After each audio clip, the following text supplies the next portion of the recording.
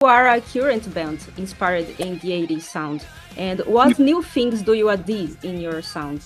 The thing is with the 80s that so many people forget is that it was a decade of real innovation, and bands like Priest, Maiden, Venom, Motorhead, they were all doing something new. You know, they didn't just sound like Deep Purple and Sabbath and Rainbow and those bands. They took it forward. And that's what we're trying to do in the modern day, is not just worship at the altar of these bands, but try to stand upon it ourselves with our own identity. And it doesn't make us any less heavy metal or any less 80s or whatever, but you know, you can't just copy what someone else did. You have to try and do your own thing with it.